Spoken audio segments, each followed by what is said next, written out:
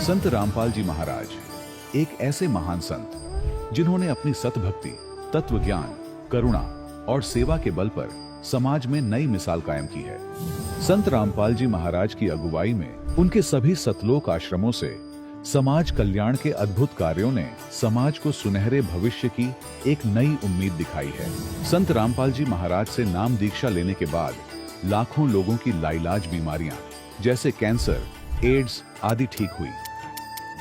संत जी के ज्ञान से प्रेरित होकर उनके अनुयायियों ने लाखों यूनिट रक्तदान किया। संत जी ने लाखों बहन बेटियों का दहेज मुक्त विवाह करवाया।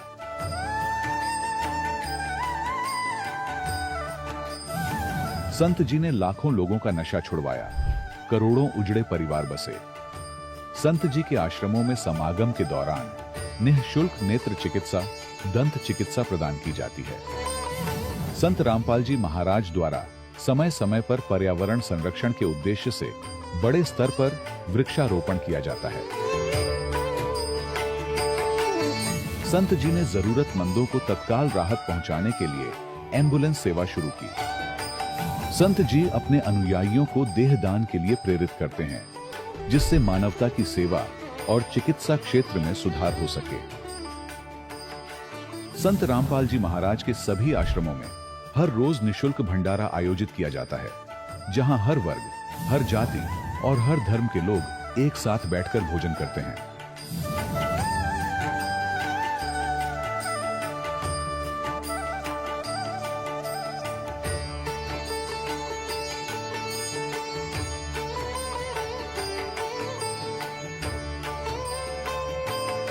संत रामपाल जी महाराज के आश्रम में हजारों बुजुर्गों को सम्मान और प्यार के साथ जीवन जीने का अवसर मिलता है। उनके खाने, रहने और स्वास्थ्य की पूरी जिम्मेदारी संत रामपाल जी महाराज उठाते हैं। अनाथ बच्चों के लिए संत रामपाल जी महाराज के सभी आश्रम किसी वरदान से कम नहीं। यहाँ उन्हें शिक्षा, संस्कार और भविष्य के लिए बेहतर अवसर प्रदान किए जाते हैं। चाहे बाढ़ हो, भूकंप या महामारी, संत रामपाल जी महाराज और उनके अनुयायी हमेशा ही जरूरतमंदों के लिए सबसे आगे खड़े रहते हैं। कोविड महामारी के दौरान संत रामपाल जी महाराज के आश्रमों से करोड़ों लोगों के लिए भोजन, दवाइयां और जीवन रक्षक सामग्रियां उपलब्ध कराई गई। चाहे गरीब की मदद हो या किसी शोषित और पीड़ित वर्ग के हक और सम्मान की लड़ाई, संत रामपाल जी महाराज ने हमेशा ही उनकी दबी आवाज को सरकारों तक पहुंचाया है और उन्हें उचित न्याय दिलवाने में अहम भूमिका अदा की है। समाज में आध्यात्मिक और सामाजिक मूल्यों के प्रति जागरूकता लाने में संत रामपाल जी महाराज हर कदम पर मानवता के सच्चे सेवक साबित हुए हैं। संत रामपाल जी महाराज का जीवन हमें सिखाता है कि सच्ची सेवा वही है जो निस्वार्थ भाव से की जाए। आइए हम भी इस महान सेवा के कार्य में इस महान संत से जुड़ें और संत रामपाल जी महाराज से नाम दीक्षा लेकर अपने जीवन को धन्य बनाएं।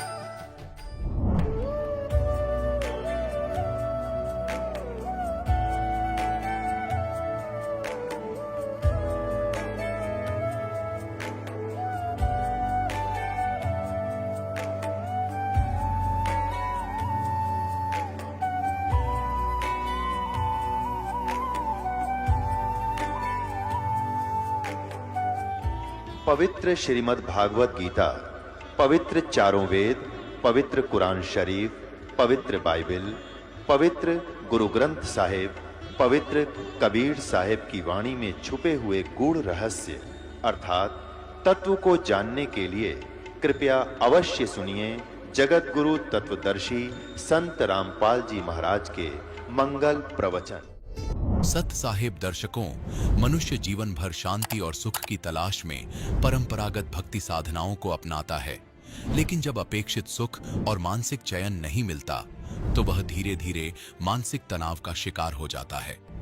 दर्शकों, ऐसी ही कहानी थी पंजाब के रहने वाले रमेश जी की। रमेश जी ने बचपन से ही हिंदू धर्म में प्रचलित सभी प्रकार की भक्ति साधनाएं अपनाई, लेकिन इसके बावजूद भी इन्हें परेशानियों और बीमारियों से कभी मुक्ति नहीं मिली। जब हिंदू धर्म में की जाने वाली पारंपरिक साधनाओं को करने से रमेश जी को कोई राहत नहीं मिली, तो इन्होंने राधा स्वामी पंथ और ब्रह्मा कुमारी पंथ का भी दरवाजा खटखटाया, लेकिन अफसोस, वहां से भी इन्हें केवल निराशा ही हाथ लगी। लेकिन दर्शकों, आज रमेश जी का कहना है कि जब से मैंने संत रामपाल जी महाराज से नाम दीक्षा ली है, तब से मेरे जीवन की दिशा और दशा दोनों ही बदल गई हैं। अब मुझे वास्तव में यह ज्ञान हुआ है कि इस संसार में सच्चा सद्गुरु कौन है। दर्शकों, आखिर लाखों लोग अलग अलग पंथों को छोड़कर संत रामपाल जी महाराज की शरण क्यों ग्रहण कर रहे हैं?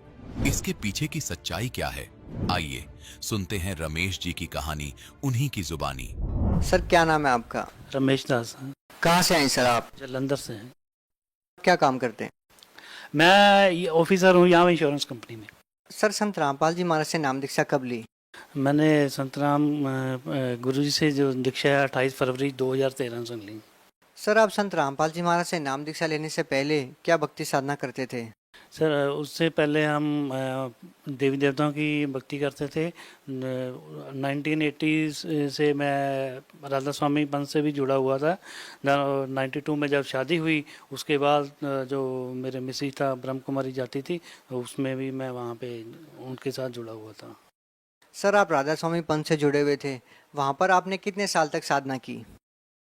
मैंने वहाँ पे सर 80 से लेके 2013 तक वहीं पे जाता रहा था। मतलब 33 साल तक आप राधा स्वामी पंथ में रहे? स्वामी थे और ब्रह्म कुमारी के बाद 92 के बाद ब्रह्म कुमारी में जाते रहे थे।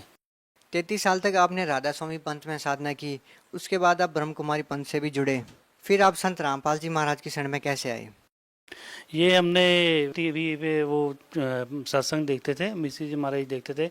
मैं तो अमृतसर में पोस्टर था, तो ये जब देखते थे, फिर हमने वहाँ पे आपका एक मैसेज आता है भी, जो ज्ञान गंगा पुस्तक हमने मंगवाई, उनको फिर पढ़ा, और पढ़ने के बाद तो मिसी बोली, फिर वहाँ पे हम चले गए थे। वहाँ पे उस पर हमने नामदान लिया।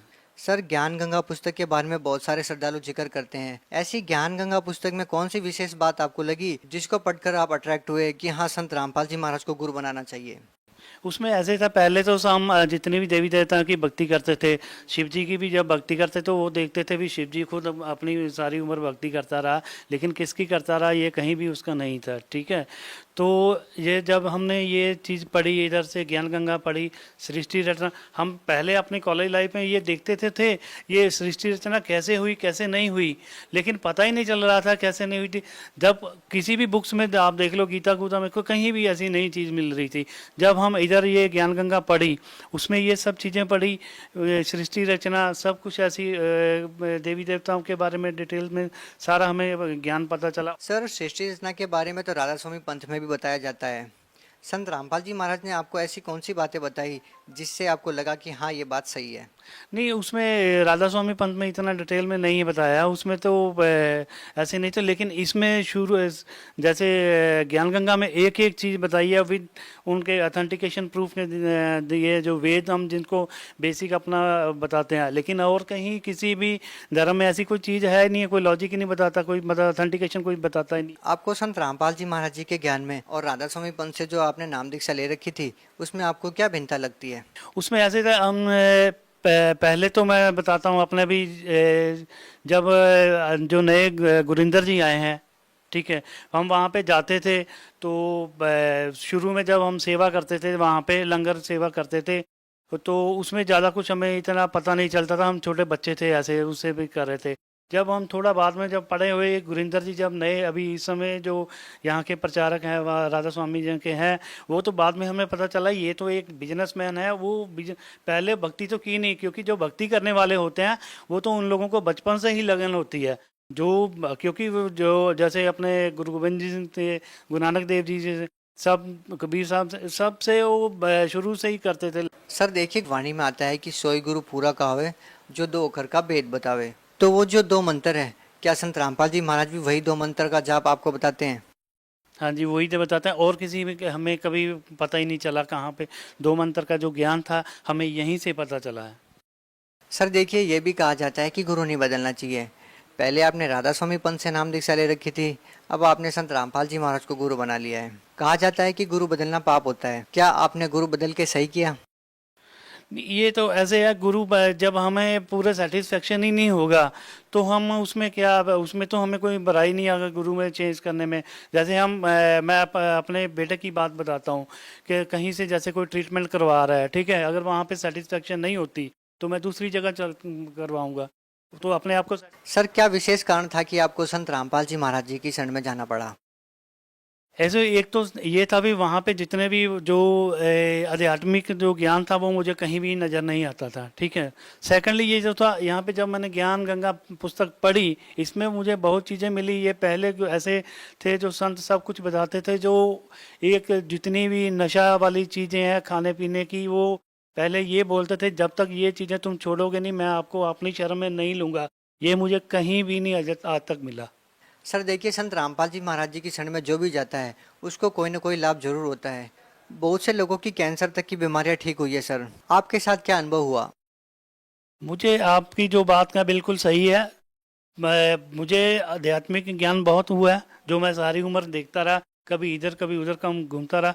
और उसका दूसरी जो है, एक बंदे को मुझे फिजिकल बेनिफिट्स हुआ है। मेरी जो शुगर थी 400 के करीब होती थी, मैं सर्विस करता था अमृतसर में, गिर जाता था 15 दिन में या महीने में गिर जाता था, कोई उठाता नहीं था। तो फिर जब से ये अपना गुरुजी का नामदान लिया उसके बाद मेरी अभी शुगर भी बिल्कुल नियर अबाउट 130 135 है, और मैं आज तक कोई मेडिसिन भी नहीं खाता। उसके बाद दूसरा जो मुझे फाइनेंशियल क्राइसिस था, मेरे घर का अभी मकान नहीं बन रहा था 2-3 साल से, और मैंने अभी अपना मकान भी बना लिया। गुरुजी की असीम कृपा है, वो अभी कोठी बना ली हुई है, कोई दिक्कत नहीं है। सर आप कुछ रिपोर्ट्स लेके आए हैं, ये किस लिए? ये सर ऐसी था, ये मेरे बेटे की प्रॉब्लम थी, उसको कैंसर हो गया था, जो मुझे अमृतसर से भी पता चला है, और जो अमृतसर हॉस्पिटल है गुरु रामदास हॉस्पिटल, वहाँ से भी, और सीएमसी वगैरह में उसमें कैंसर का है। क्या रिपोर्ट्स आई? उसमें जो कैंसर के सिम्टम्स थे। सर क्या है इन रिपोर्ट्स में? डॉक्टर ने क्या रिपोर्ट्स दी आपको? इसमें सर ये है, मेरे बेटे का गले में ना थोड़ा, इसमें थोड़ा क्लॉट्स है। लेकिन जब मैंने ये हॉस्पिटल है गुरु रामदास चैरिटेबल हॉस्पिटल, इसमें उन्होंने बोला था भी आपके इसमें वो कीमोथेरेपी होगी। तो कीमोथेरेपी बड़ी ख़तरनाक चीज़ होती है, 3-3 बंदे उसको उठाना पड़ता है। फिर उसके बाद ये सीएमसी में है, सीएमसी में भी उसका ये ट्रीटमेंट चल रहा था। सीएमसी में उसमें जो उनका अभी जो ट्रीटमेंट किया था, जस्ट लाइक रेडियोथेरेपी किया था, भी वो कह रहे थे भी ये कुछ ज़्यादा ना हो, और कुछ अभी तक बेटा बिल्कुल ठीक है। सर आपके बेटे का कैंसर ठीक हो गया, क्या आपके जो पड़ोसी हैं, जो आपके रिलेटिव हैं, क्या वो प्रभावित हैं? क्या वो मानते हैं कि वास्तव में संत रामपाल जी महाराज जी में शक्ति है? नहीं, बिल्कुल ये सही बात है, मानते हैं। लेकिन मैं अपनी बताता हूँ, हमारे घर में 14 फैमिली मेंबर्स हैं, वो टोटली राधा स्वामी में है, ठीक है। लेकिन कुछ ऐसे हैं वो हम लोगों को थोड़ा वो ये कहते हैं अभी ये तो उधर चले गए हैं, दूसरे में चले गए हैं, लेकिन उन लोगों को पता है हमारी क्या पोजीशन से अब हम कैसे हैं। कुछ ऐसे बंदे होते हैं, कुछ अपने शर्म की हमारी वो दूसरी जगह जाना नहीं चाहते। हम भी अपने घर में लगाते हैं ये गुरुजी का सत्संग, सुबह का पाठ होगा, नित्यनेम होता है, रमैनी होती है, शाम को भी जो करते हैं आरती करते हैं, हम ऊंची आवाज़ में लगाते हैं। चलो ऐसे होता है, बंदा जब भी किसी दूसरी जगह में जाता है, हर एक बंदे का एक लाइफ में टर्निंग पॉइंट होता है। बंदा जाना तो चाहता है लेकिन उसके अंदर कुछ विकार होते हैं, शर्म की मारी वो दूसरी जगह नहीं जा रहे। सर आप भगत समाज को क्या संदेश देना चाहते हैं? भगत समाज को यही संदेश देना चाहता हूँ, यहाँ पे हमारे टीवी पे सत्संग आता है, अगर आप लोगों को कुछ डाउट है, लोगों की शर्म के मारे या पड़ोसियों के मारे ये नहीं बताना चाहते भी हम ये मतलब गुरुजी की जो कोई ज्ञान दे रहे हैं उन लोगों को अच्छा लग रहा नहीं आ रहा, कम से कम एक काम करें, अपने आप को सेटिस्फाई करने के लिए एक ज्ञान गंगा बुक्स मंगा के देखो, उसका कोई पैसा नहीं लगेगा। जस्ट लाइक एक SMS कीजिए, आता है सत्संग, उस पर एक नंबर डिस्प्ले होते हैं 3-4, तो आप उन पर एक जस्ट लाइक मैसेज डाल दो विथ अपना फुल एड्रेस, वो आपको बुक मिलेगी। अगर आपकी मन की कोई शंका है, पहले किताब पूरी पढ़ो, शंका भी अपने आप आपकी पूरी हो जाएगी। सर और कुछ कहना चाहेंगे अपने अनुभव के बारे में, अपने एक्सपीरियंस के बारे में? नहीं, बस यही कहना चाहता हूँ भी मेरी तो इनसे अपने पब्लिक से सब समाज से यही है भी चलो दुनिया में तो ये सब चलता है, धर्म गुरु तो बहुत हैं, लेकिन ऐसा ज़िंदगी में कहीं और कोई मिलेगा नहीं जो विद ऑथेंटिकेट। हमने तो ज़िंदगी में ये सब जो सुने थे, ये वेद होते हैं, 4 वेद कुरान होते हैं, कभी देखा नहीं था। अब वो बुक में ज्ञान गंगा देखो, विद पेज नंबर, श्लोक नंबर, सब क्या, सब कुछ डिटेल दिया है। अपनी बुक्स कहीं ऑनलाइन अगर कोई आपको वेल एजुकेटेड है सब फैमिली, तो उसमें इंटरनेट पे उसका जो देख सकते हैं अपने, वो सारा अपना मन का शंका दूर करें। हाँ, अगर किसी चीज़ की भी इन लोगों को शंका होती है तो वहाँ पे जो नंबर डिस्प्ले होते हैं उन पे वो सारी अपनी शंका समाधान कर सकते हैं। सर बहुत बहुत धन्यवाद। सत्संग। दर्शकों, अभी आपने सुने संत रामपाल जी महाराज से दीक्षा प्राप्त करके सुखी हुए भक्त के अनुभव। अब देखिए जगत गुरु तत्वदर्शी संत रामपाल जी महाराज के मंगल प्रवचन। सन 1727 में लगभग 210 वर्ष के बाद वो परमात्मा सचखंड से चलकर आए और गांव छुडानी, जिला झज्जर, हरियाणा के अंदर आदरणीय गरीबदास साहिब जी जब 10 वर्ष के बालक थे, खेतों में, अपने ही खेतों में, क्योंकि ये जाट कौम में जन्मे थे, आदरणीय गरीबदास साहिब जी किसान थे और अपनी ही बहुत सी गव्वें होती थी, साथ में कुछ किराए के पाली और कुछ गांव वाले वैसे अपने इकट्ठे सामूहिक गव्वें रखते थे, चराते थे। तो जंगल में गऊ चरा रहे थे। फाल्गुन सुदी द्वादशी के दिन के लगभग 10 बजे सतलोक से चलकर परमात्मा आए एक साधु रूप, जिंदा बाबा का रूप बना के, और वहां जांडी के पेड़ के नीचे सभी ग्वाले यानी पाली आहार कर रहे थे। गौवें चल रही थी आसपास, खेत लंबे चौड़े खेत थे उनके। परमात्मा एक साधु रूप में उसके साथ से आते हुए नजर आए। वह रास्ता था साथ के कबलाना गांव से छुडानी गांव की तरफ पैदल जाने का रास्ता, पैदल एक प्यादा था। जब परमात्मा साधु रूप में उन बच्चों के पास, पालियों के पास आए, जांडी के पेड़ के निकट, तो उसमें अतिथि सेवा बहुत किया करते थे। पालियों ने कहा, महाराज जी राम राम। परमात्मा ने कहा, भाई राम राम। महाराज जी आ जाओ, भोजन पा लो, भोजन खा लो। परमात्मा ने कहा, भी भोजन तो मैं खा के आया हूं अपने गांव से। आपका गांव कहाँ है? पालियों ने पूछा। कितनी दूर है यहाँ से? आपके गांव का नाम क्या है? तो परमात्मा ने बताया, मेरे गांव का नाम सतलोक है और यहां से वो 16 शंख कोस की दूरी पर है। बच्चा ने के मेरा शंख के है। उन पालियों ने, अनपढ़ थे, उन्होंने सोचा 16 कोस की दूरी पर होगा। कन्वेंस पहले से थे को नहीं, दूर के गांव को नहीं जानते थे आपस में, तो उन्होंने ऐसे सोचा होगा कोई सतलोक गांव। कहा कि महाराज जी भोजन नहीं खाते तो दूध तो पीना पड़ेगा, हम अतिथि को ऐसे जाने नहीं देते। परमात्मा ने कहा, मैं कवारी गाय का दूध पीता हूं और दूध पिलाना है तो पिला दो, बैठ गए। तो वो पाली कहने लगे, बाबा जी तेरा दूध पीने की नीत को नहीं, तेरी मजाक करते हो आप, कंवारी गाय कभी दूध देती है? परमात्मा ने कहा, भाई देख लो, दूध पिलाना है तो पी लूंगा, पर पिया करूं कंवारी गाय का। अब गरीबदास जी 10 वर्ष के बालक थे, उठ कर गए। उनकी एक प्रिय बछिया थी, कंवारी गाय, जाके संग बैल नहीं लागा, यानी कंवारी। उस बछिया को गले से पकड़कर रस्सी ले आए और कहा, महाराज जी देखियो, इसका बच्चा तो है नहीं, दूध कैसे देगी ये? परमेश्वर कबीर देव जी ने कहा कि तुम्हारे पास कोई पात्र है, छोटा सा पात्र हो जिसमें दूध दे निकाल लांगे। उन्होंने बताया, जी एक छोटा सा बर्तन है मिट्टी का, छोटा मटका, जिसमें 7-8, 5-7 किलो दूध आ जाता है। कोई तरल पदार्थ, पानी वगैरह आता था, वो लस्सी लाते थे उसमें, वो साफ कर लिया जैसे भी। तो कहा कि इस बर्तन को इसके सतन के नीचे लेकर बैठो। गरीबदास जी बैठ गए पकड़ के। 10 वर्ष के बालक। परमात्मा कबीर देव जी ने जिंदा महात्मा के रूप में खड़े थे, उस बछिया की कमर पे आशीर्वाद भरा हाथ, यानी थपकी मार दी ऐसे। लंबे लंबे सतन हो गए और दूध की धार चल पड़ी।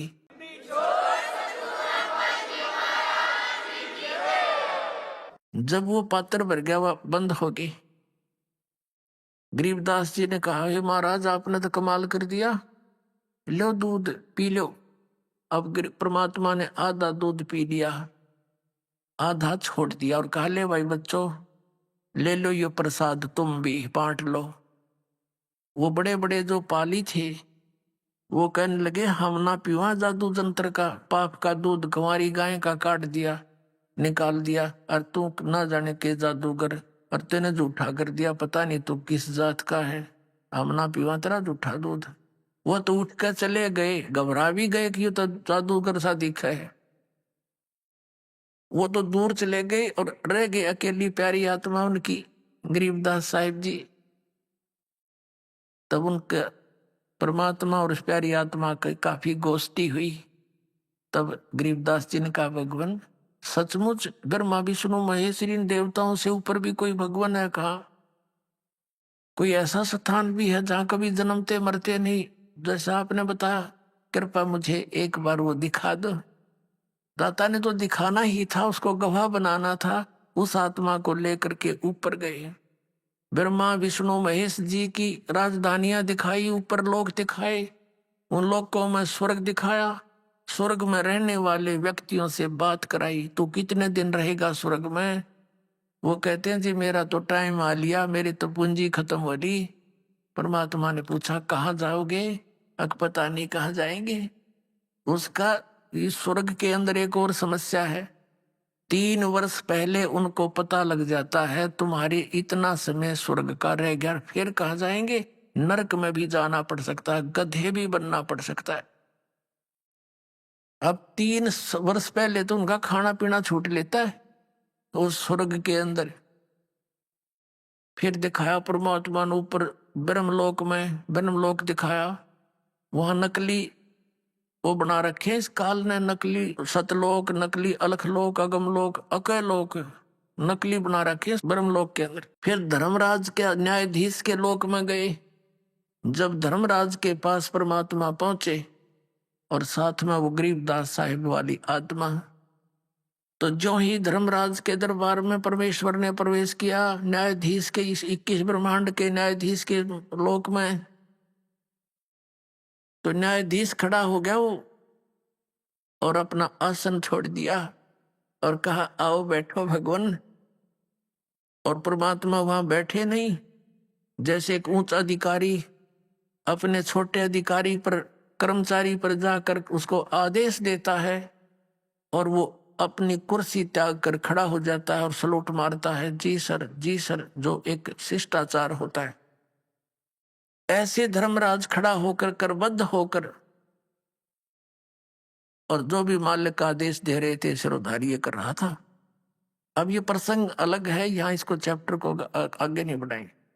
तो फिर सतलोक में लेकर गए। सतलोक में क्या देखा आदरणीय गरीबदास साहिब जी ने, कि वहां एक बहुत बड़ा गुम्बज है, बहुत बड़ा एक स्तूप है, उसके बीच में ऊंचे सिंहासन पर परमात्मा विराजमान है और सिर पे मुकुट है, सफेद आसन है, सफेद सिंहासन है, सफेद ही परमात्मा का रूप है, शरीर है, रंग है, और सफेद ही सारा लोक है। अब नीचे से जिंदा महात्मा के रूप में जो परमात्मा जा रहे थे, कबीर जी गए थे सतलोक में, वहां अपने ही दूसरे रूप, तेजो में रूप के ऊपर चंवर करने लगे, वहां से उठाकर, जैसे एक सेवक अपने गुरुदेव पर किया करता है। अब गरीबदास जी ने सोचा कि ये बाबा जी तो यहाँ का कोई नौकर नाकर होगा, सेवक, और भगवान तो यू है जो तख्त पर बैठा। अब थोड़ी सी देर में क्या हुआ कि जो सिंहासन पर विराजमान थे भगवान, वो तेजो में शरीर वाले तो खड़े हुए, और जिंदा महात्मा के रूप में जो नीचे से गए थे भगवान, वो उस और आल कंट्रोलर के सिंहासन पर विराजमान हो गए। और वो तेजो में शरीर वाला भगवान चवर उठाकर उस जिंदा वाले रूप पर चंवर करे, नौकर की तरह, सेवक की तरह। अब गरीबदास जी ने सोचा भाई बाबा जी पर भगवान सेवा करे इसकी। इतने में क्या हुआ कि तेजो में शरीर जो था वो उस जिंदा वाले महात्मा वाले शरीर में समा गया, एक हो गए दोनों। अकेले कबीर देव जी वो बाबा जी रूप में थे, जिंदा महात्मा के रूप में वो विराजमान है ओवरऑल कंट्रोलर के सिंहासन पर, यानी कुल के मालिक रूप में। और चंवर अपने आप हो रहा है, अपने आप ऐसे चल रहा है।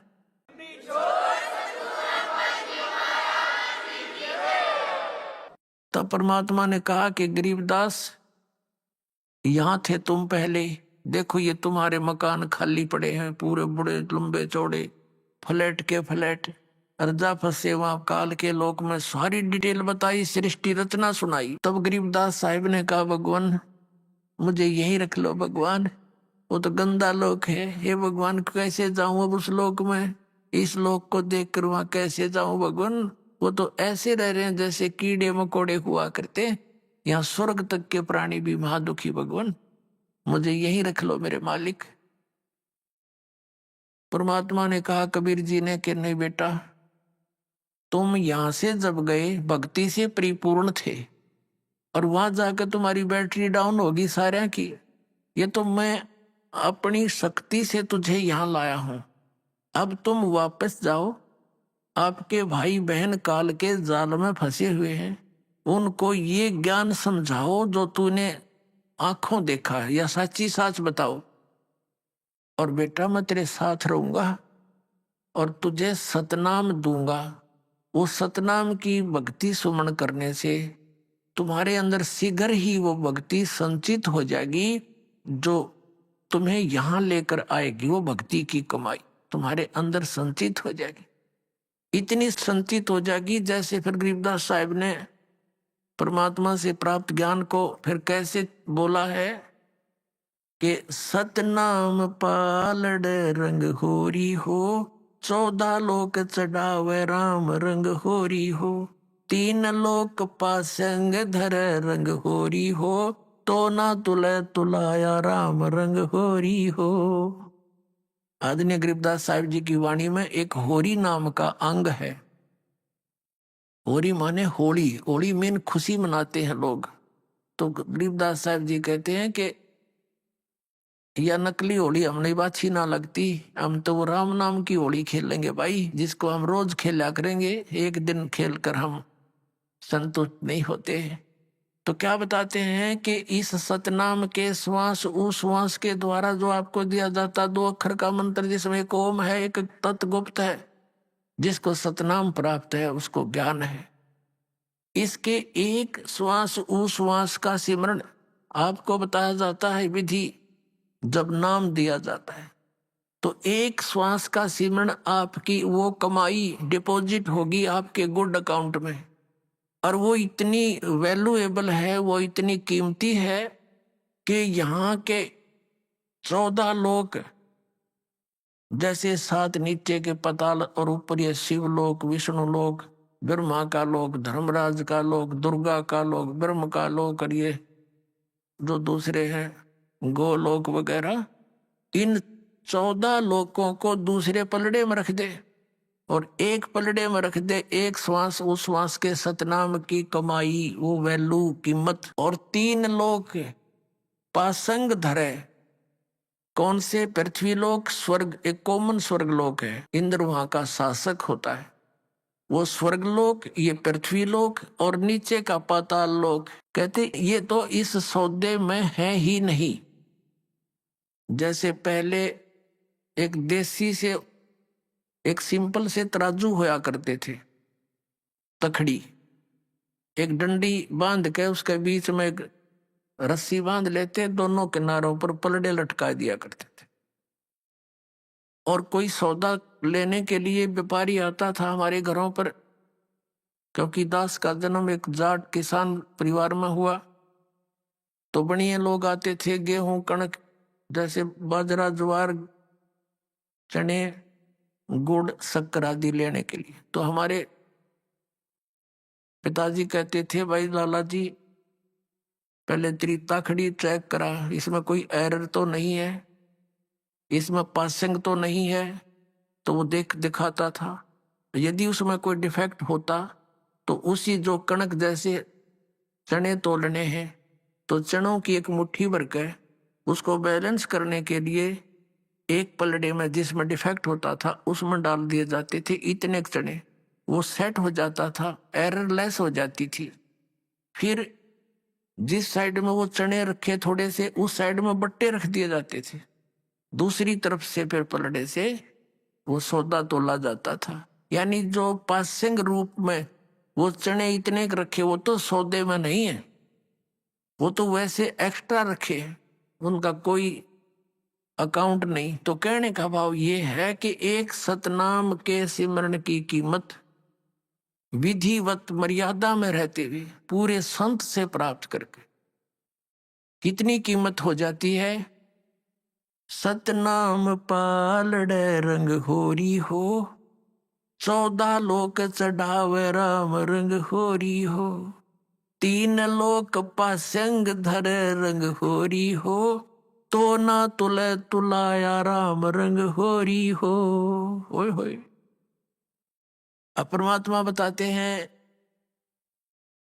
कि ऐसा मंत्र है ये गजब का, एक सतनाम का सिमरन इतनी कीमत आपको देगा, और बाकी वो 5 नाम काल के 3 वो दूसरे सतपुरुष अकाल मूर्त सबद स्वरूपी राम, ये तो कति एक अन्य के भी मंत्र नहीं है, ये मोक्षदायक नहीं है, ये तो भगवान की महिमा है इसके अंदर। और ये 5 नाम काल के ओंकार अरंकार ज्योत निरंजन है तेरा गजब भैया। और सोहम और सतनाम अपने आत्माओं, हम प्रसंग पर आते हैं। जो आज का प्रसंग है ये बहुत विस्तार से समझाना पड़ेगा कभी। अब क्या बताया आदरणीय गरीबदास साहिब जी को परम पूज्य कबीर परमेश्वर जी ने कि बेटा ऐसा मंत्र दे दूंगा, नेक नीति से भक्ति करना, मर्यादा में रहना, हमारी शरण में रहना, और थोड़े ही दिनों में आपका बहुत ज्यादा कीमत बन जाएगी। लेकिन एक ध्यान रखना, इस सतनाम को किसी को बताना नहीं। यदि ये काल के दूतों के हाथ लग गया तो पिछली पीढ़ी में जो हमने वायदा कर रखा है कलयुग में काल से के सब जीवों को अपना सच्चा नाम सतनाम देकर पार करूंगा, इन काल के पंथियों का हाथ लग गया तो नकली पंथ इसी नाम को देते पाओगे, फिर हम भिन्नता नहीं कर पाओगे।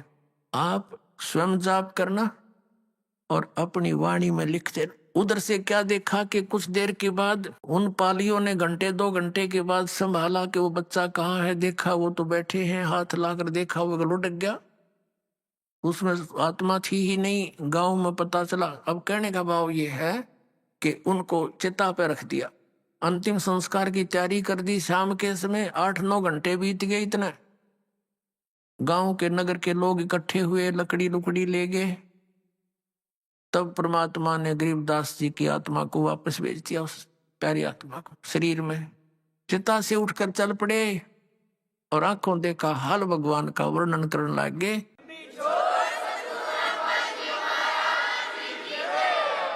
तो उस परमेश्वर के विषय में जो आंखों देखा हाल था, आदरणीय गरीबदास साहिब जी ने किस प्रकार परमात्मा की महिमा को बताया है वो आपके सामने अब सुनाते हैं। अपने आत्माओं, जैसे तुलसीदास जी ने रामायण चौपाइयों के माध्यम से बोली है, लाखों वर्ष पहले की बीती हुई घटनाएं श्री रामचंद्र की जी के समय में, और आज वो सबको मान्य हैं। इसी प्रकार आदरणीय गरीबदास साहिब जी ने उसी प्रकार उनकी जो जैसे तुलसीदास जी की दिव्य दृष्टि खुल गई थी, ज्ञान योग खुल गया था, इसी प्रकार गरीबदास जी का ज्ञान योग समर्थ शक्ति ने खोल दिया, उसके अंदर अपना ज्ञान फीड कर दिया, सच्चाई।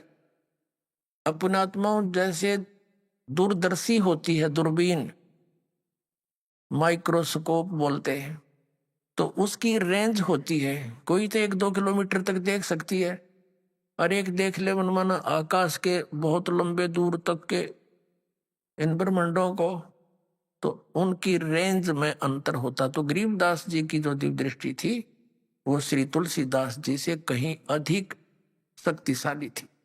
अब जिस प्रकार तुलसीदास जी की कृत रामायण को हम सत्य मानते थे, ऐसे ही गरीबदास कृत परमात्मा की महिमा को हमने सत्य मानना। देखना, आप सुनाते हैं आपको। 84 बंधन कटे कीनी कल्प कबीरी, भवन चतुर्दश लोक सब है टूटे जम जंजीर, अनंत कोट ब्रह्मांड में बंदी छोड़ कहाए, सो तो एक कबीर है जो जननी जने नवाए। परमात्मा, सब कंसेप्ट क्लियर हो जाएंगे इस परमात्मा की वाणी तय।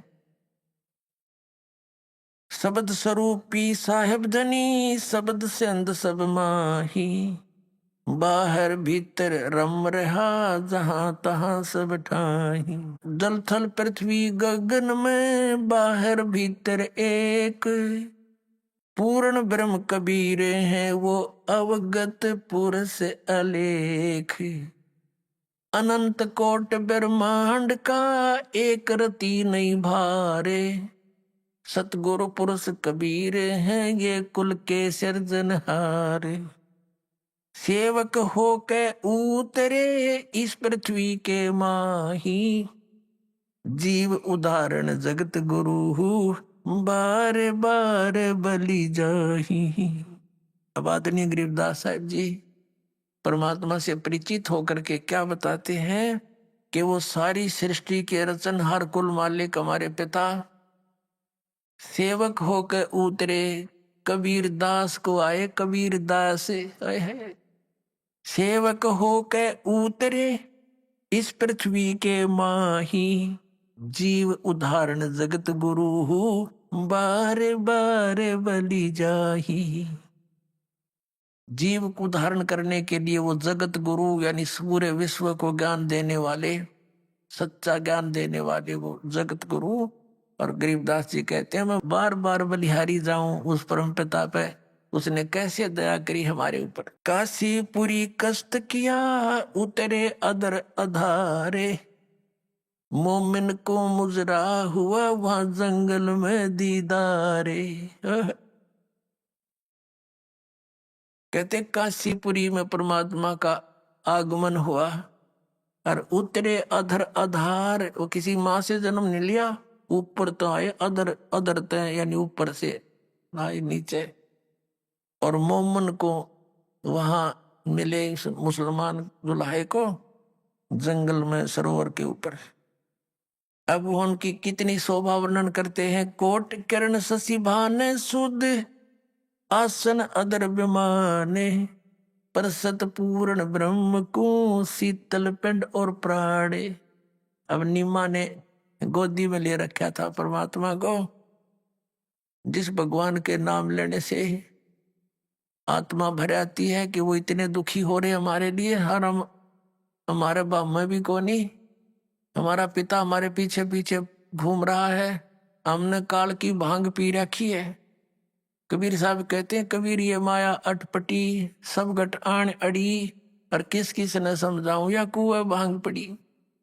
अब वो हमारे साथ लिए भटक रहे हैं, जिस परमात्मा के गुणगान सब ग्रंथ कर रहे हैं, और वो एक उस पुण्यात्मा की गोदी में है। अब उसको कितना अनुभव आनंद का हो रहा होगा पुण्यात्मा, अब कोई जीव नहीं उसको वर्णन कर सकती। अब क्या बताते हैं गरीबदास साहब जी। कोट किरण शशि भाने सुध ये आसन अदर विमाने, परसत यानी छूते ही उस पूर्ण ब्रह्म को, और नीमा के शीतल पिंड और प्राण एकदम शांति सी होगी। नीमा ने परमात्मा को कैसे प्यार किया। गोद लिया मुख चूम कर वो हेम रूप झलकनते, जगर मगर काया करे जैसे दमके पद्म अनंत। माँ ने यानी एक मातृ भाव से बालक को जैसे प्यार किया करते, मुंह चूम के और सीने से लगाया। इतना सुंदर शरीर परमात्मा का जैसे सफेद बर्फ होती है, हेम रूप झलकंत।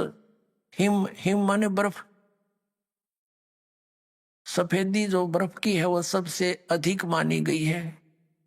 तो कहते हैं वो स्नो व्हाइट कलर था मालिक का, इतनी सुंदर सफेद शरीर था। अब क्या, जब घर पर लेकर आगे बालक को, तो परमात्मा को देखें और के बोले, आपस में एक दूसरे की डिस्कस करते हैं। काशी उमटी गुल भया ये मोमन का घर घेरे, कोई कहे ब्रह्मा विष्णु है, कोई कहे इंद्र कुबेरे। के सिंपल चाइल्ड नहीं है ये, एक साधारण सामान्य बालक नहीं है, इतना सुंदर ऐसा रूप इसका। तो कहते हैं काशी उमटी, यानी उमड़ का आगे पूरी काशी के नगर राजा तक भी आगे वहां देखने के लिए। काशी उमटी गुल भया, सारा शोर मच गया। और मोमन का घर घेरे, चारों तरफ तो घेर लिया घर उनका देखने के लिए, टोल के टोल गीत गाते औरतें। और कोई कहे ब्रह्मा विष्णु है, कोई कहे इंद्र कुबेर। जो भी देख कर जानो करो ऐसा बालक तो देखा ही नहीं, जैसे खुद भगवान श्री कृष्ण आ रहे हो, भगवान शंकर आ रहे हो सकता है इंद्र और कुबेर मत आ रहे हो धन के देख। कोई कहे वरुण धर्म राय है, कोई कहते है ईश, 16 कला सुभान गति ही, कोई कहे जगदीश। भक्ति मुक्ति ले उतरे वे मेटन तीनों ताप, मोमन के डेरा लिया ये कहे कबीरा बाप। कहते वो परमात्मा सबका मालिक है, और उस एक जुलाहे धानक को, एक मुसलमान जुलाहे धानक को और परमात्मा पिताजी बोलते हैं, बाप कहते हैं। कोई कहे छल ईश्वर नहीं, कोई किन्नर कहलाए, कोई कहे गण ईश का जो जो मात्र साए। अब जैसे जितने नाम धरे ना उस बालक के ऊपर है, कहते हैं उतना ही निम्मा उनने धमकावे। क्यों मेरे बच्चे का नजर लगाओगे तुम, कोई कुछ कह रहा है, कोई कुछ कह रहा है। खलक मुलक देखण गया वहां राजा प्रजा रीत, जम्बू दीप जिहाने में वो उतरे शब्द अतीत। दुनी कहे यू देव है, ये देव कहते हैं ईश, ईश कहे ये पार ब्रह्म है पूर्ण विश्व बीश। अपनात्माओं आप क्या बताते हैं, जो दास आपको वेदों और इस सत्य कथा से आपको प्रमाणित करना चाहता है कि कौन भगवान है, कहाँ प्रमाण है। एक तो आंखों देखा प्रमाण, ये एफिडेविट गरीबदास जी दे रहे, और फिर आपको वेदों में दिखाएगा दास, और फिर कबीर परमात्मा जी की लीला जो 600 वर्ष पहले आदरणीय धर्मदास जी ने लिखी थी अपने कर कमलों से, वो दिखाएगा। तो हम अपने भगवान को समझ लेंगे, पालेंगे। अब क्या बताया है, दूध न पीवे न अन्न बके, न पलने झूलनते, अदर अमान ध्यान में ये कमल कला फूलंत। अब क्या बताते हैं कि 25 दिन के हो गए भगवान कबीर साहेब, यानी एक लीला में शरीर में, और ना कुछ अन्न खावे ना कोई दूध पीवे, और स्वस्थ ऐसे जैसे रोज 1 किलो दूध पीता हो बालक, इतना स्वस्थ शरीर, और जैसे कमल की तरह कहते हैं नो, एकदम शरीर बढ़ता दिखे उनका। कमल का एक नेचर होता है, स्वभाव है। कमल का फूल किसी सरोवर में हो और उसमें जल भरना शुरू कर दिया जाए, तो जितना स्पीड से जल ऊपर होगा तो कमल का पौधा उतना ही साथ के साथ उसे ऊपर रहेगा, इतनी स्पीड से बढ़ जाएगा। तो यहाँ क्या बताना चाहते हैं, उससे तुलना कर रहे हैं आदरणीय गरीबदास साहिब जी की। स्वस्थ तो ऐसा दिखे जैसे रोज किलो दूध पीता हो बालक, लेकिन खा पी कुछ नहीं रही थी। तो नीमा को चिंता हुई, रोने लगी बुरी तरह के, ये बालक मरेगा, कुछ खाता पीता नहीं, अब तो ये कुछ ही समय घंटों का ही मेहमान है। बहुत बुरी तरह विलाप करने लगी। अब परमात्मा कहते हैं करे करावे साइया मन में लहर उठा, रो रही थी अपने भगवान शिव जी को याद कर करके कि हे भगवान शिव जी, हे दाता, या तो ये बालक देना ही नहीं था, अपना रो पीट के समय पास कर रही थी।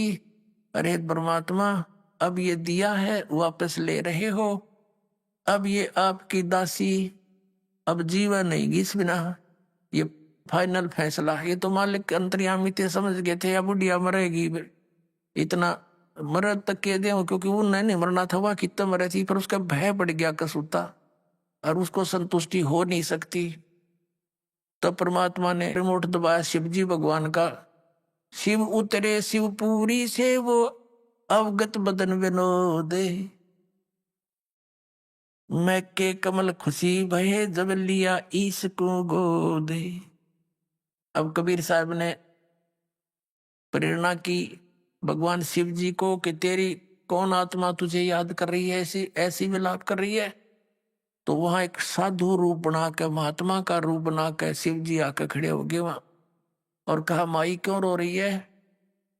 और वो रो रही थी, एक बार सरसरी सी नजर देख कर रो रही थी कि बाबा जी केले रहे, बालक कुछ खाता ना पीता। भगवान शंकर ने पूछा कि माई क्यों रो रहे हो, क्या बात, क्या आपत्ति है तेरी। महाराज जी तेरे बस का को नहीं मेरा दुख निवारण करना। नो कह कर रोते रोते फिर रो पड़ी बहुत बुरी तरह।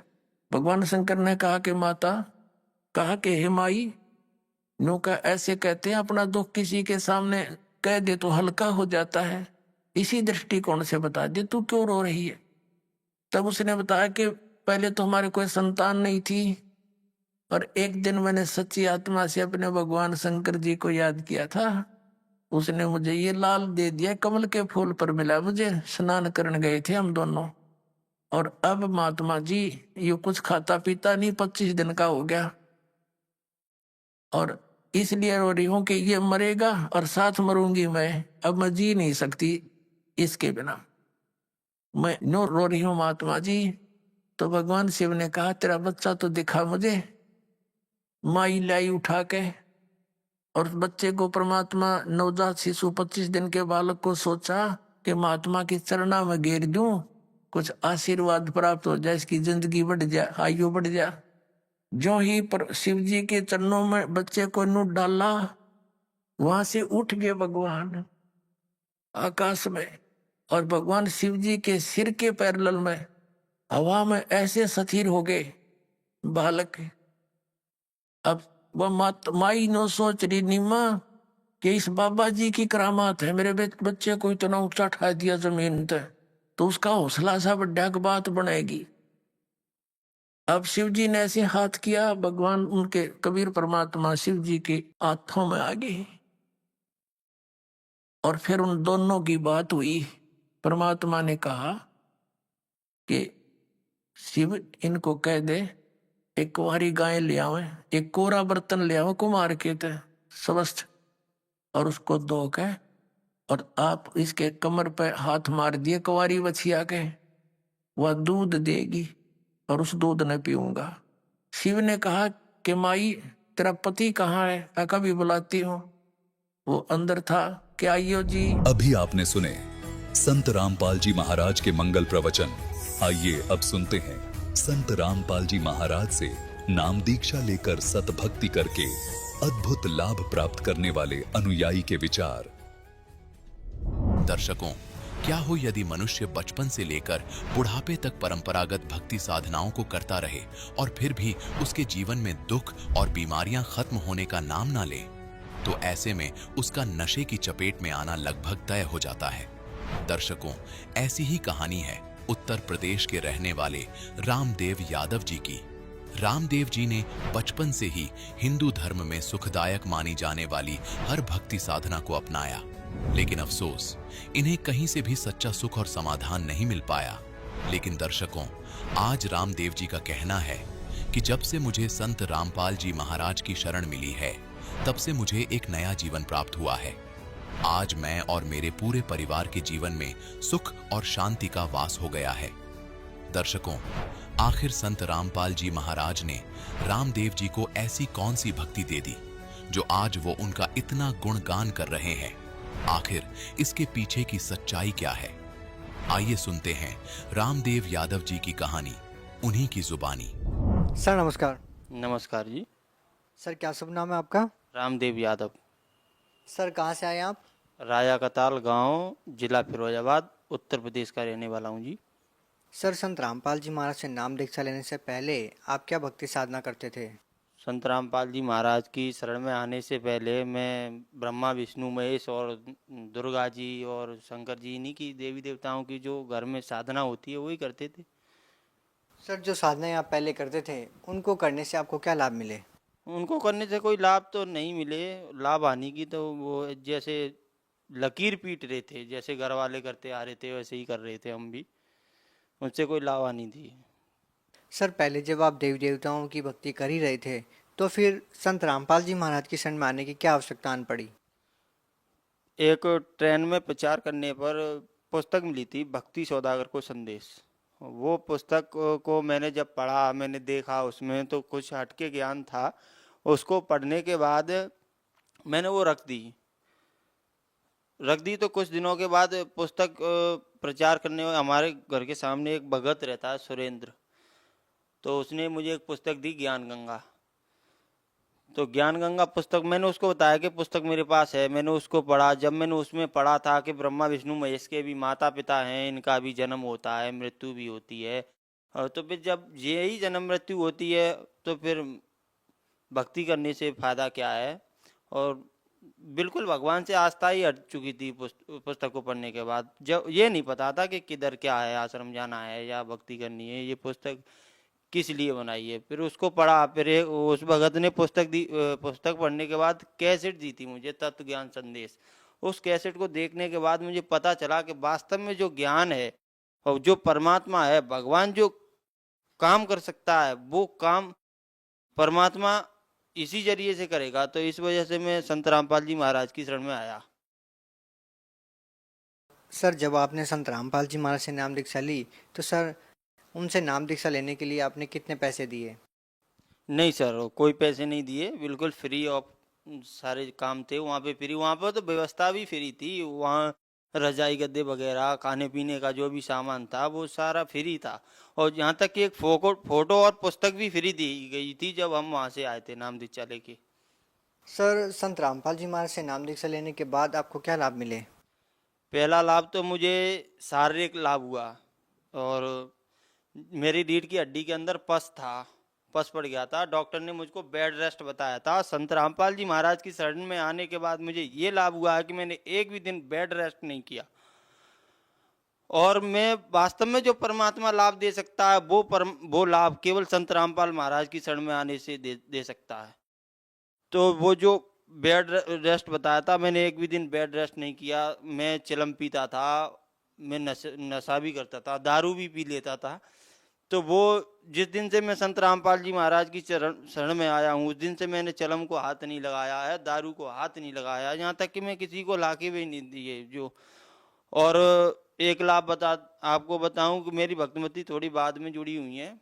तो मेरी बच्ची बहुत बीमार रहती थी, तो जब कानपुर में नामदान सेंटर पे से जब भक्तिमती ने नामदान लिया, तो मेरी लड़की जो बीमार रहती थी, वो नामदान लेने के बाद जब वो बच्ची के पेट से पलटी में रसगुल्ले जैसा इतना बड़ा, जैसे पनीर के जैसा वो गोला टाइप, उसकी पलटी में बाहर निकला था, जबकि डॉक्टरों ने कुछ नहीं उसको दिखा पाया, न कभी बता पाया कि इसको ये है।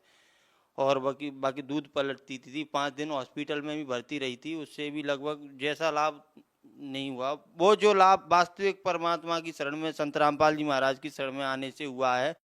और मेरी बीड़ी तम्बाकू और मैं जो चिलम को तो मैंने हाथ भी नहीं लगाया, दारू को ऐसे मैंने बिल्कुल छुआ भी नहीं। सर, जैसा कि अभी आपने बताया कि संत रामपाल जी महाराज की शरण में आने से पहले आप बहुत सारा नशा करते थे, तो सर क्या संत रामपाल जी महाराज जी नशा छुड़वाने के लिए कोई दवाई या जड़ी बूटी देते हैं जिसको लेने के बाद उनके श्रद्धालु नशा छोड़ देते हैं? नहीं नहीं नहीं, ऐसी कोई चीज़ नहीं दी। संत रामपाल जी महाराज ने केवल ज्ञान बताया था परमात्मा ने, कि जो मदिरा पीवे कड़वा पानी 70 जन्म सवान के जानी, गरीबदास महाराज की जो वाणी है, वो वाणी से वो ज्ञान के आधार से ऐसा कर दिया, अंदर से इच्छा ही नहीं हुई वो नशा करने की, बिल्कुल मालिक ने ऐसा कर दिया। और पहली बार जब मैंने दीक्षा ली थी और गुरुदेव ने मेरे सिर पे जैसे हाथ रखा था, संत रामपाल जी महाराज ने मेरे सिर पे हाथ रखा, तो क्या बताऊं आपको, कई क्विंटल वजन मेरे सिर से उतर गया और जैसे फूल के जैसा शरीर हो गया था मेरा,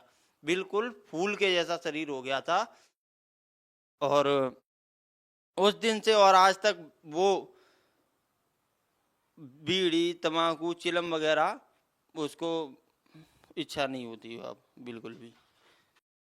सर पहले आप सभी देव देवताओं की पूजा करते थे, अब आपने करना छोड़ दिया है।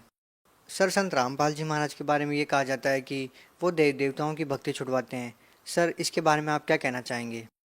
नहीं, देवी देवताओं की भक्ति नहीं छुड़वाते, वो जो भक्ति करने का तरीका बताते हैं, उनकी साधना जो है वो कैसे करनी चाहिए। पत्थर पे पानी डालने से वो देवी देवताओं की साधना नहीं होती। उनकी साधना है जैसे कलयुग केवल नाम आधारा और सुमिर सुमिर नर हो वह पारा। उस तरीके से जो नाम है इन देवी देवताओं का, रामायण में श्री राम ने बताया है कि कह रघुपति सुन भामिनी माता, मानो एक भक्ति का नाता और राम भक्ति के बे अधिकारी, जिनको सत्संगत प्यारी, मंत्र जपो मम दृढ़ विश्वासा और पंचम भजम जो वेद प्रकाशा। जो वेदों में नामों का वर्णन है, वो जो 5 नाम इन देवी देवताओं के प्रधानों के हैं, वो संत रामपाल जी महाराज वो साधना बताते हैं शास्त्रों के आधार से। सर आपके अनुसार शास्त्र विधि साधना क्या है? जो शास्त्रों में प्रमाणित साधना है उसको शास्त्र के आधार से साधना कहते हैं। जो शास्त्रों में, वेदों में जो बताया कि ओम करतो समर किलवे समर, और गीता जी में बताया कि ओम इति एकाचरम माम ब्रह्म विहारन माम अनुसरम यह परयाति तजन देहम सयाति परमाम गतिम। जो साधना अपने शास्त्रों में बताई है, वो सारे शास्त्रों में एक ही बात बताई है, वो शास्त्र विधि के अनुसार साधना है। सर जैसा कि हिंदू धर्म में जो लाखों वर्षों से पूजा पद्धति चली आ रही है, उस पर संत रामपाल जी महाराज जी प्रश्न चिन्ह खड़ा करते हैं। ऐसा संत रामपाल जी महाराज जी ने अपने वेदों शास्त्रों में क्या पढ़ लिया कि लाखों वर्षों से चली आ रही पूजा पद्धति पर उन्होंने प्रश्न चिन्ह खड़ा कर दिया? ऐसा है कि जैसे पहले के जो धर्म गुरु थे, आचार्य थे, वो ठीक से नहीं पढ़ पाए। उनको जो अक्षर ज्ञान था, केवल उनको तो केवल संस्कृत भाषा जानते थे, बाकी उनको कोई आध्यात्मिक ज्ञान नहीं था। आध्यात्मिक ज्ञान तो केवल परमात्मा का जो नुमाइंदा होता है, केवल उसी को है। सर हिंदुस्तान में बहुत सारे धर्मगुरु हैं, हजारों लाखों, सभी भिन्न भिन्न प्रकार की साधनाएं भी देते हैं और उनके लाखों करोड़ों शिष्य भी हैं। तो सर आप क्यों ना किसी और संत से नाम दीक्षा लेते? क्योंकि किसी के पास वो तत्व ज्ञान पर आधारित और शास्त्र विधि पर आधारित भक्ति नहीं है, और उनकी भक्ति करने से कोई लाभ ही नहीं है। सर आप ये बात कैसे कह सकते हैं कि किसी भी धर्मगुरु के पास ज्ञान नहीं है या उनको शास्त्रों का ज्ञान नहीं है? सर भगत समाज इस बात का निर्णय कैसे करे कि किसके पास शास्त्र अनुकूल साधना है और किसके पास शास्त्र विरुद्ध? देखिए, गीता जी में बताया है कि अर्जुन शास्त्र विधि को त्याग करके जो मनमाना आचरण करते हैं, उनको न कोई सिद्धि होती है और न कोई उनको गति प्राप्त होती है। तो फिर वो भक्ति करने से लाभ ही क्या है? भक्ति हर इंसान चाहता है, भक्ति करता है इसलिए कि हमें सुख हो और लाभ हो। जब किसी भक्ति से हमें लाभ या सुख ही नहीं है, तो वो भक्ति हम क्यों करेंगे? सर भगत समाज को क्या संदेश देना चाहते हैं?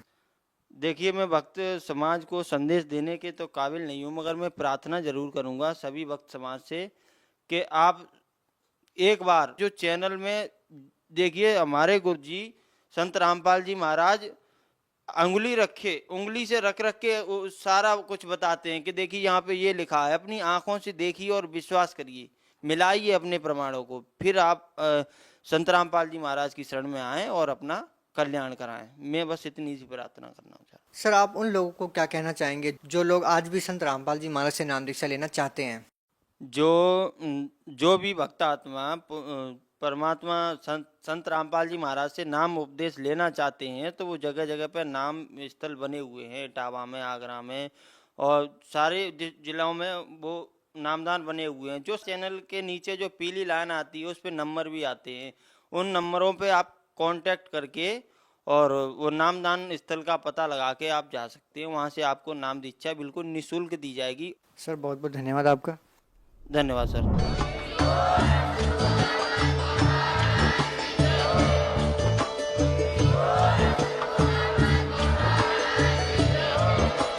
आप सुन रहे थे जगत गुरु तत्वदर्शी संत रामपाल जी महाराज जी के मंगल प्रवचन। अधिक जानकारी के लिए विजिट कीजिए हमारी वेबसाइट www.jagatgururampalji.org। संत रामपाल जी महाराज जी के शुभ आशीर्वाद से पूरे विश्व भर में 500 से भी ज्यादा नाम दीक्षा केंद्र हैं, जिन पर संत रामपाल जी महाराज जी द्वारा ऑनलाइन निशुल्क नाम दीक्षा दी जा रही है। अपने नजदीकी नाम दीक्षा केंद्र का पता करने के लिए संपर्क करें 8222880541।